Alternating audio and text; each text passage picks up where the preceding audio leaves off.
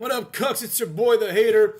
And in the fallout of WrestleMania Night 2, and I suppose Night 1, somewhere down the line, people got disrespectful. Here's how it went down. After that cuckold Cucky Rhodes, that cringe Ken doll, Cody Rhodes, beat Roman Reigns after assistance from like half the legends of the Attitude Era, Michael Cole started trying to put Cody over. And one of the things that he said really tickled my nerve a little bit, Cucks.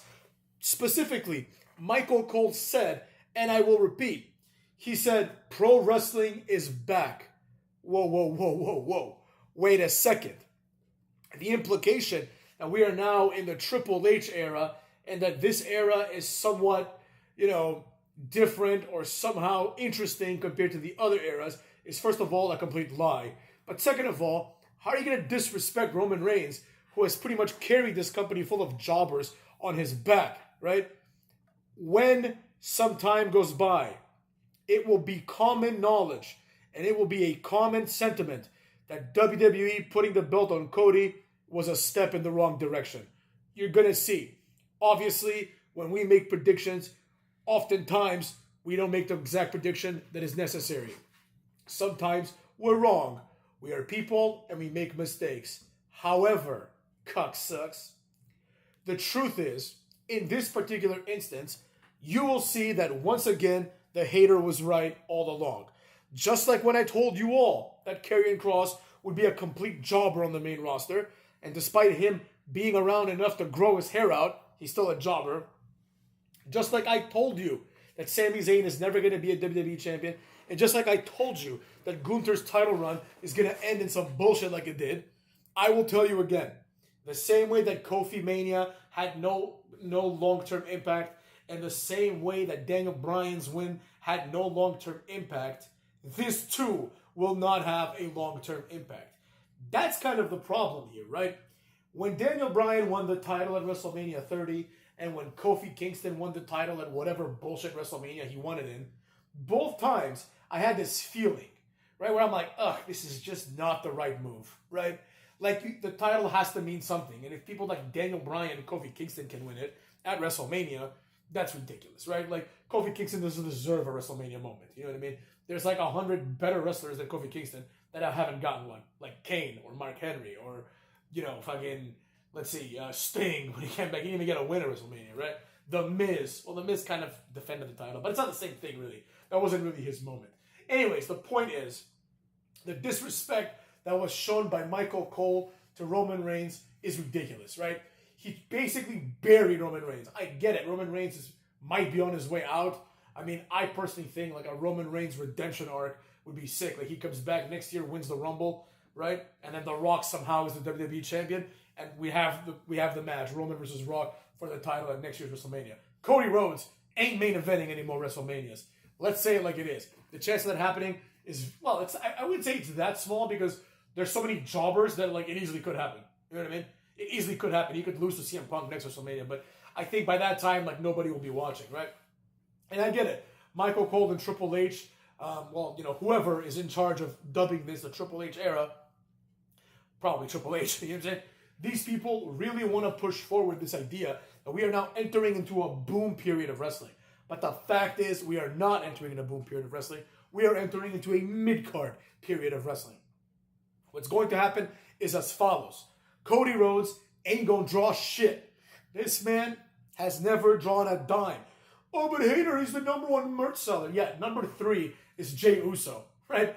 Like, selling merch is completely meaningless because nobody sells merch because they're over. They sell merch only because the WWE makes them be great merch sellers. There are exceptions, like LA Knight was never meant to be like a big-time merch seller, but he became one anyways, right? The general sentiment is as follows.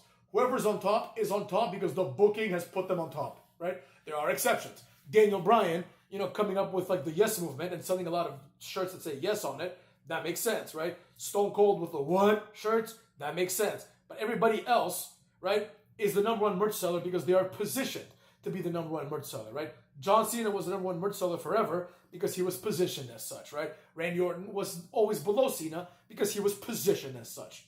It's really that simple. The more you get pushed, the more merch you sell, right? Now, Roman Reigns is not going to be the biggest merch seller always because he's been around for like 5 years. So eventually the point's been made. Cody Rhodes, who basically just got put in the main event, he's going to sell a lot of merch for that reason, right? Tomorrow, like once Jey Uso and Jimmy Uso, once the bloodline money goes away, once that boost goes away, Jey Uso is never going to be a high merch seller again. This time next year, the Usos are going to be in a tag team again. You know what I'm saying? They're going to be in a tag team again. They're going to have their redemption moment at WrestleMania where like they become tag team champions again. This is not going to lead to anything great for either Uso. Let's call it like it is. Maybe Jimmy Uso will get his win back. I don't know. I don't care. The point is that merch selling doesn't mean shit, right? It means something. Like, for example, if tomorrow it turns out that Akira Tozawa becomes the number one merch seller, then something's there, right? But if Cody Rhodes, the expected number one merch seller, is the number one merch seller, this is not going to convert to views. And you're going to see, motherfuckers, you're going to see a huge dip in the viewership with, I mean, of course, there's going to be a boom in the beginning, but once people get bored of Cody Rhodes, and that's one thing that nobody talks about, by having Roman Reigns wrestle only once in a while, it took a long time for people to start getting bored of Roman Reigns. People will get bored of Cody Rhodes within 6 months, I'm calling it right now. Like, by like next Royal Rumble, if it even lasts that long, by next Royal Rumble, people, if Cody's still champion, people will be like hoping that like a Braun Breaker or someone else can come and save the day and dethrone Cody, it will go down as an extremely boring title reign. You will see how people will turn on this bitch ass, right? Now, with all that being said, anyone that didn't like Cena has no reason to like Cody. They're the same wrestler. Cody's not better in the ring than Cena. Cody's not better on the mic than Cena. Cody's not better at anything than Cena, right? So there you have it. The people that don't like The Rock, same thing, right? We're obviously going downhill, right?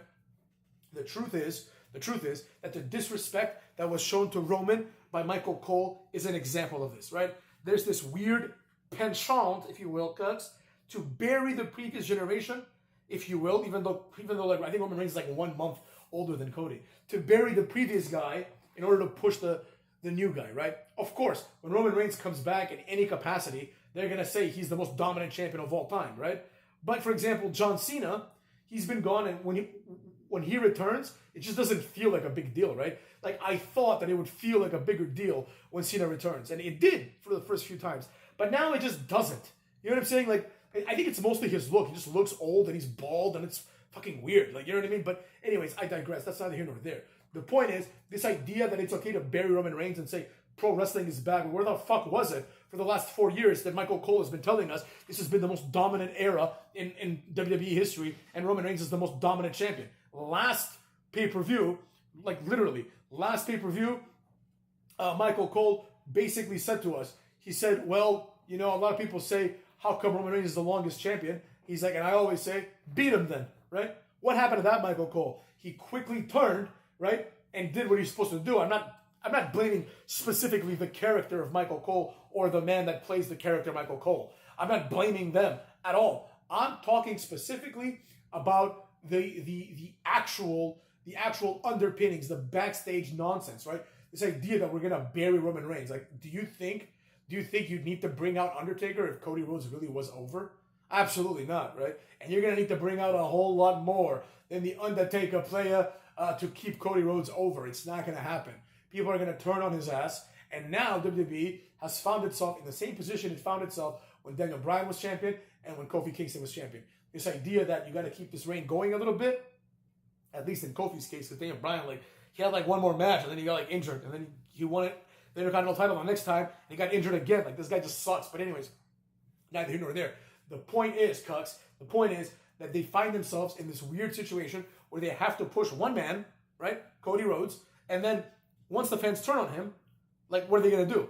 They're going to follow the precedent, the fresh precedent they just set, right? Like, Gunther might become a champion now because if the fans cheer for Gunther, which I don't think is going to happen, to be honest, but if the fans really get behind Gunther for some reason, Gunther might have his moment. And this idea that the fans should dictate what happens in wrestling is stupid. But that's another video for another time, motherfucks. And I will get to that probably next video, really. But I just wanted to air out this grievance that I had. Michael Cole saying pro wrestling is back, right? It's almost like he's shitting on, like, basically after John Cena, who was part of the PG era, he's basically shitting on the Roman Reigns era, right? Like when Cena stopped coming around, he didn't shit on Roman Reigns, right? Roman Reigns pretty much has carried this company on his back for like 3 years, 4 years, maybe even more, right? But they're just shitting on him like he's a jobber, you know? And that's unacceptable to me. I don't like that at all, cuckolds. And with that being said, go fuck yourselves.